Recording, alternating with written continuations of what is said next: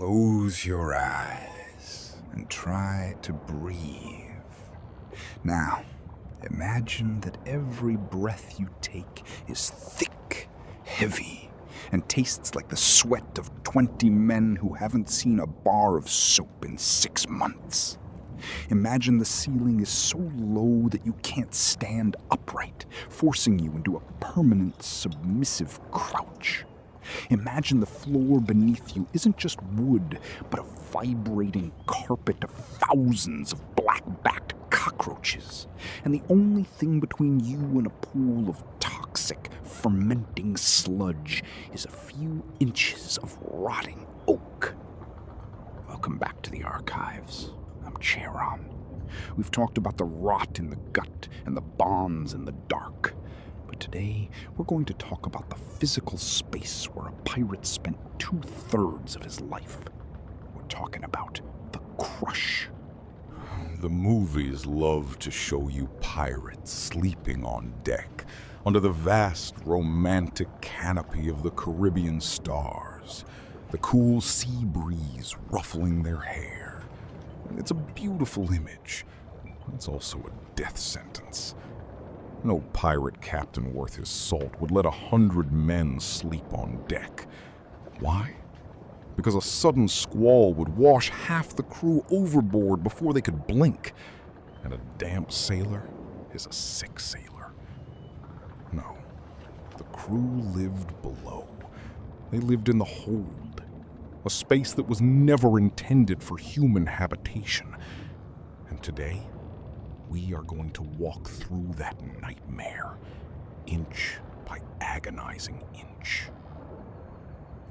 To understand the sleeping quarters of a pirate ship, you have to throw away your modern concepts of rooms or space.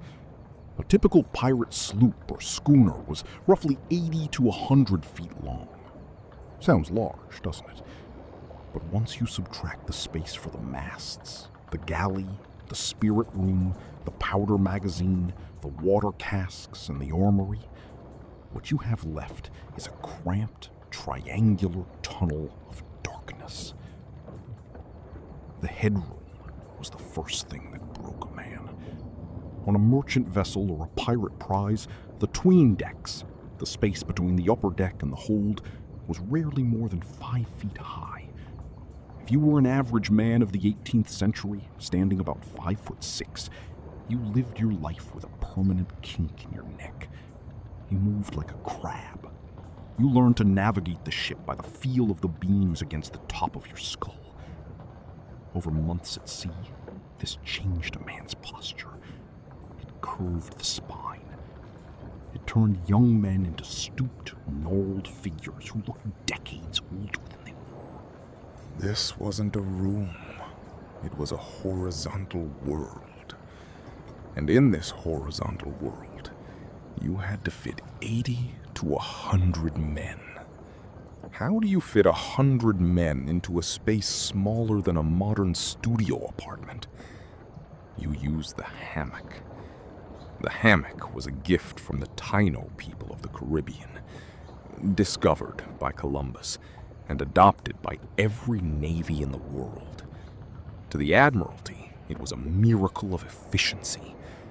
To the pirate, it was a hanging coffin.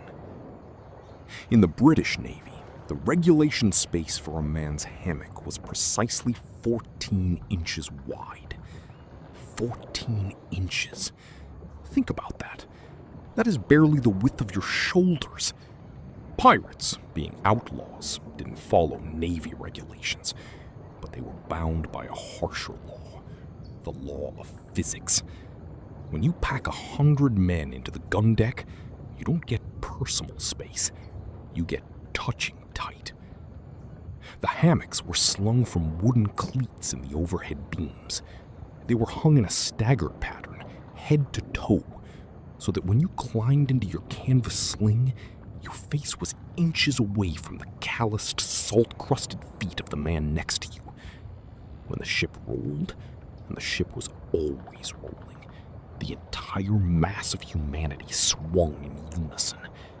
You weren't just sleeping. You were part of a giant rhythmic pendulum of flesh. If the man next to you had a fever, you felt his heat radiating through the canvas. If he had the itch, you heard him scratching all night long. If he had a nightmare and kicked out, you felt the impact in your ribs.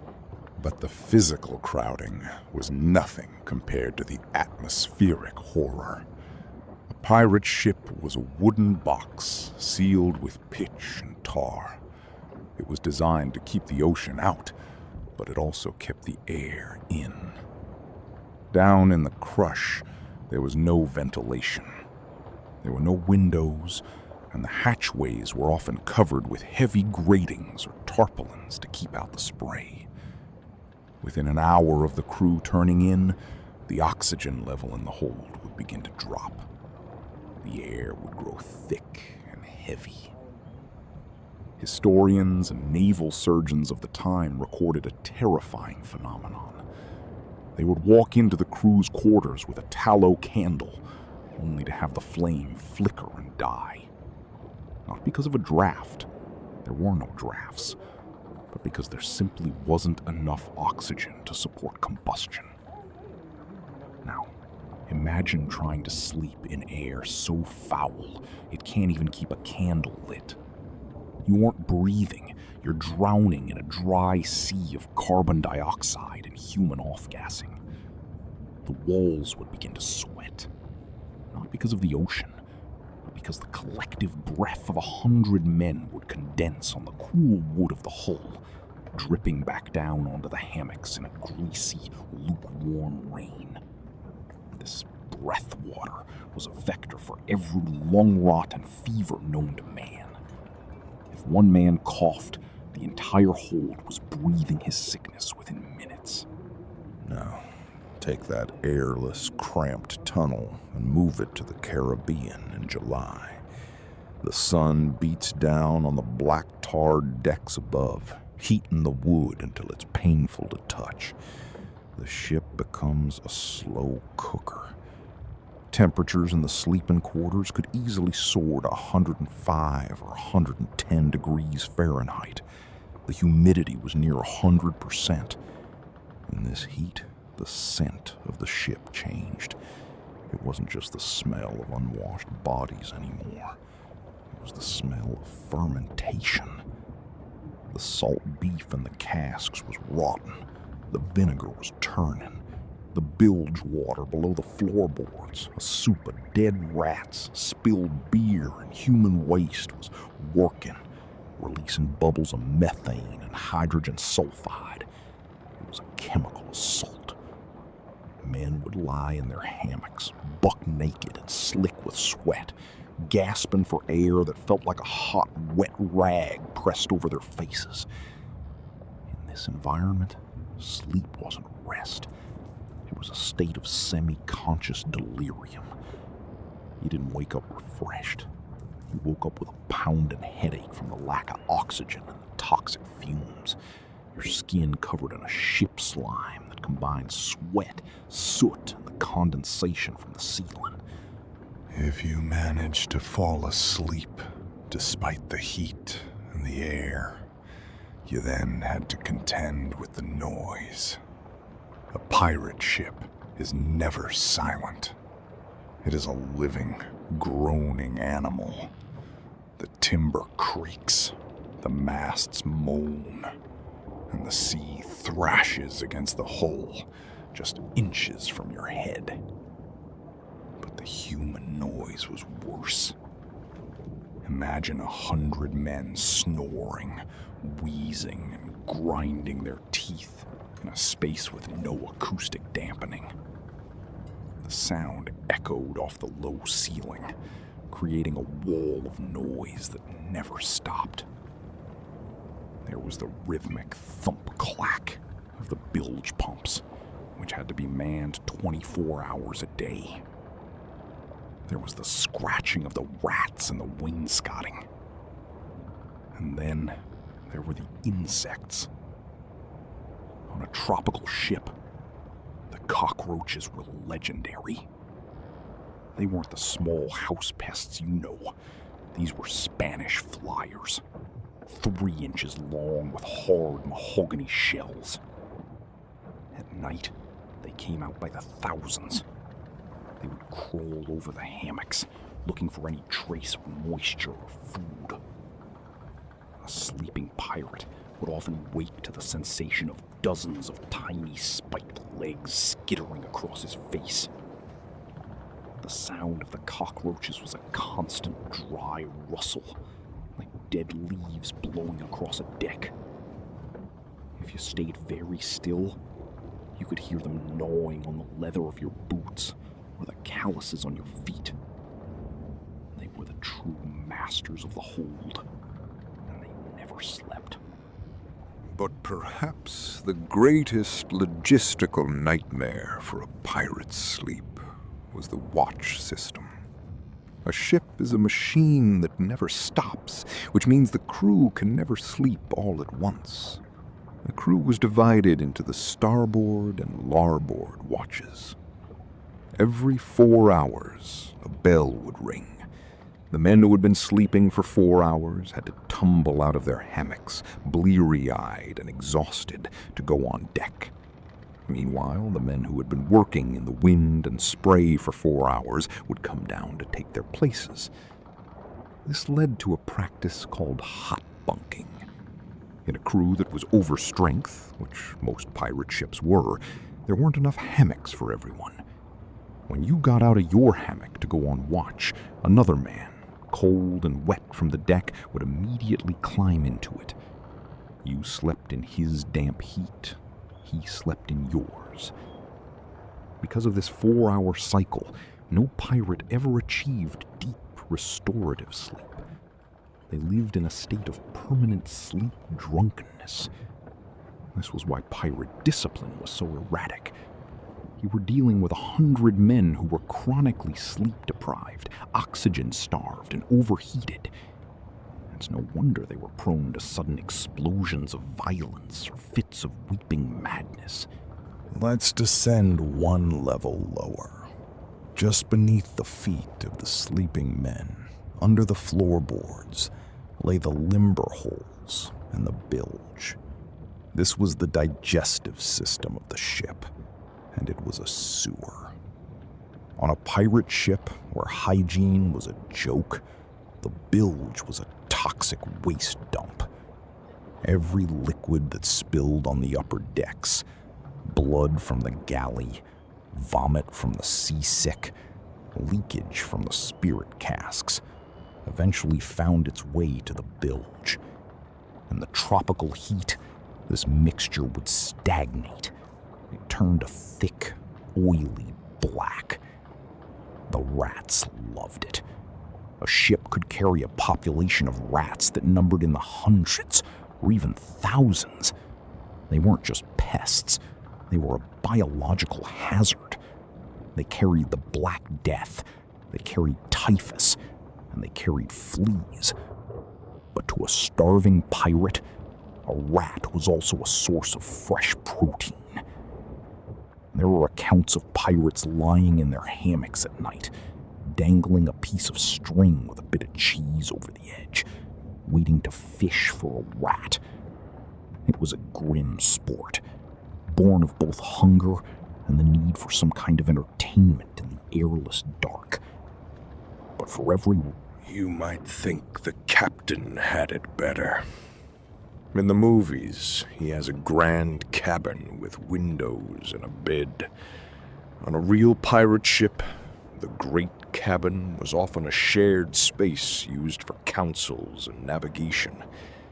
The captain might have a small stateroom, a wooden closet barely larger than a coffin. While he had a bed, usually a narrow wooden bunk built into the side of the hull, he was still subject to the same smells and the same heat. The only difference was privacy. The captain's luxury was the ability to suffer alone, rather than in a pile of sweating bodies. But even this privacy was a double-edged sword. On a pirate ship, the captain was elected. He held his position only as long as the crew trusted him. To isolate himself too much was to invite suspicion. Many pirate captains, like Black Sam Bellamy, chose to sleep among the men to prove they were part of the Brothers of the Coast. It was a political move that meant sacrificing the only comfort a man could have, a moment of quiet. Living in the crush did something to the pirate mind. It eroded the sense of individuality.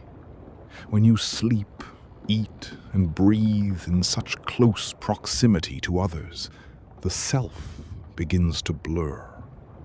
This is why pirate culture was so intensely communal. They didn't have my space. They had our space. But it also created a powder keg of tension.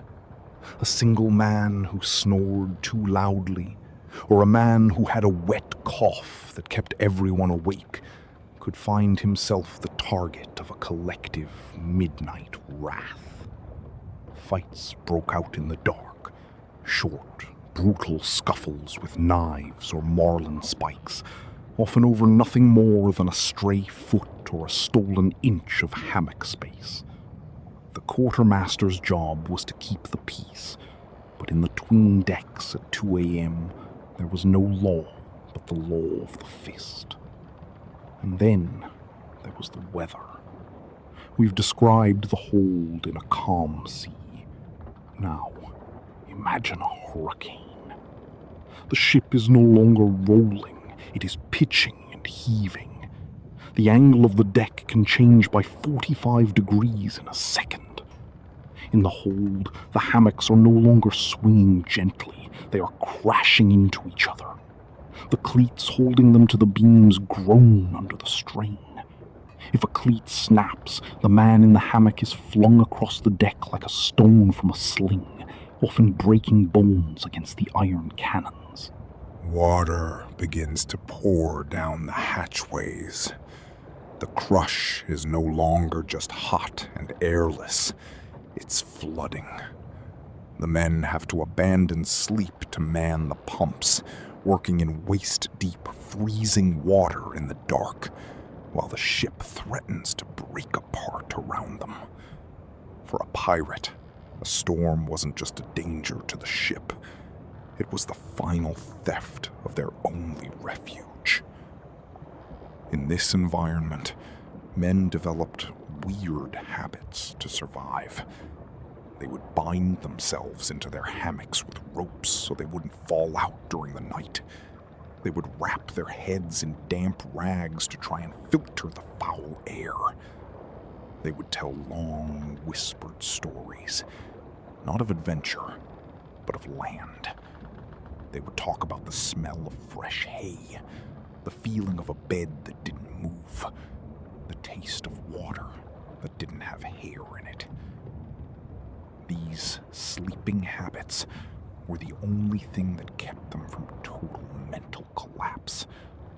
They created a mental elsewhere to escape the physical here. The crush was the forge that created the pirate. You couldn't survive that environment and remain a normal citizen of the 18th century. It stripped away your dignity, your health, and your nerves. When you see a pirate in a history book looking defiant and wild, remember where he woke up that morning. Remember the 14-inch sling, the cockroach on his lip, and the sulphurous breath of the bilge in his lungs. He didn't become a pirate because he loved the sea. He became a pirate because he had already survived hell. And he figured the gallows couldn't be much worse than the hold. They lived in a space smaller than a kitchen, packed like sardines in a tin, waiting for the one thing that would let them out. The cry of "Sail ho!" from the masthead. Because for a pirate, a battle wasn't just a chance for gold. It was a chance to finally stand up straight on the open deck and breathe air that didn't taste like death. But even as they stood on the deck, breathing that fresh air, they carried the crush with them. The stooped shoulders, the lung rot, the permanent ship-stagger from years of sleeping on a pendulum. Their bodies were the maps of the hold. And as they looked out over the blue water of the Caribbean, they knew that as soon as the sun went down, they would have to descend back into the tunnel. They would have to climb back into the damp canvas and listen to the rats. It was a cycle of misery that only ended in one of two ways. A piece of gold that could buy a house on land, or a piece of lead that would send them to a different kind of crush at the bottom of the ocean. If you were to board a preserved 18th century ship today, a Victory or a Constitution, and walk down into the lower decks, you might feel a chill. It's not just the shadows, it's the sheer oppressive weight of the space. Even empty, the hold feels crowded. It feels like it's waiting for the men to come back. But the smell is gone. The heat is gone. The cockroaches have moved on. You are seeing the Disney version of the hold, even in a museum. You can't feel the oxygen leaving your lungs. You can't feel the ship slime on your skin. To truly understand the pirate, you have to imagine the noise. The snoring of 100 dying men. The scratching of 1,000 rats. The groan of a ship that is trying to squeeze the life out of everyone inside it. Why does this matter? Because history is not made of great men and great battles. It is made of logistics. The American Revolution, the rise of the British Empire, the golden age of piracy. All of it was fueled by men who were willing to live in conditions that we wouldn't subject a dog to today. The pirate was the ultimate logistical survivor. He took the worst the world had to offer and he made it his home. He turned a horizontal grave into a headquarters for a global rebellion. But the cost was absolute. Every night spent in the crush was a night taken off the end of his life. Every breath of bilge air was a drop of poison. They were the living dead, long before they ever reached the gallows. We've talked about how they ate, how they cleaned themselves, who they loved, and where they slept. You'd think that after months of living in a hot, stinking, airless box, the one thing a pirate would want more than anything else would be the cool, clear water of the ocean. You'd think they'd be jumping overboard at every opportunity to wash away the ship slime and the lice. But you'd be wrong. The pirates were terrified of the water. To them, the ocean wasn't a playground. It was a monster. And the things they believed lived just beneath the surface, and the horrific reasons why they refused to ever step in, will break your modern mind. Next time, we're going to talk about the pirate's paradox. Why the men who lived on the sea were secretly terrified of the water.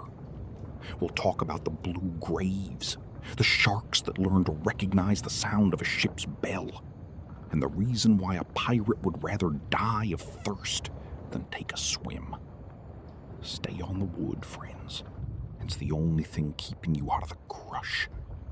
And it's the only thing keeping you away from what's waiting in the water. Until the wind turns, stay on the wood. Stay on the wood. Listen. Can you hear it? The creak of the cleat, the rustle of the cockroach, the heavy, wet breath of the man in the next sling. That is the sound of the 18th century. That is the sound of the golden age. It wasn't a song of freedom. It was a groan of endurance.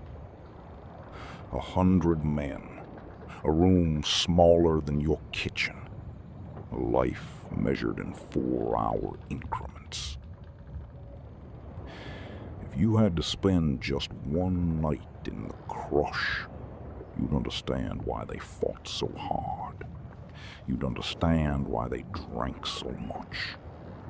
You'd understand why they were willing to die for a chance to never have to go back down there again. The hold is dark. The air is gone. The rats are hungry. Good night, Matelot. Mind the itch. Every time we look at these logs, we find another layer of suffering. It's easy to look at the gold and the flags. It's hard to look at the floorboards. But the floorboards are where the truth lives. The crush was the reality. The crush was the cage. And the pirate was the bird that learned how to sing inside it, even while his lungs were failing. We'll keep digging. We'll keep peeling back the tar, because the history books might be polite, but the wood remembers everything. It remembers the sweat, it remembers the blood, and it remembers the smell. Before we go, imagine one last thing. It's the middle of the night. You're in your hammock. You're exhausted, but you can't sleep because of the heat. You look down, and in the dim light of a single tallow candle at the far end of the deck, you see the floorboards moving. It's not the ship. It's the cockroaches. Thousands of them, moving in a single undulating wave across the deck, devouring the crumbs of your hardtack. And you realize that in this ship, in this world, you are not at the top of the food chain. You are just another piece of organic matter being slowly consumed by the environment you chose. That is the gritty reality. That is the price of the black flag. See you at the next watch. We'll be talking about the water. And believe me, after the hold, you'll wish you could stay on the wood forever. The records of the crush are extensive, but rarely read. They are found in the journals of naval surgeons like James Lind, and the trial transcripts of captured pirates who begged for mercy because their bodies were broken by the sea. When we read them, we don't just see dates and names. We see the logistics of human endurance. We see the limits of what a body can take before the mind snaps. The crush was a test, and the pirates who survived it were the most dangerous men on Earth. Not because they were strong, but because they had nothing left to lose. They had already been squeezed. Now, they were ready to squeeze back. The lantern is out. The deck is quiet. But the crush goes on.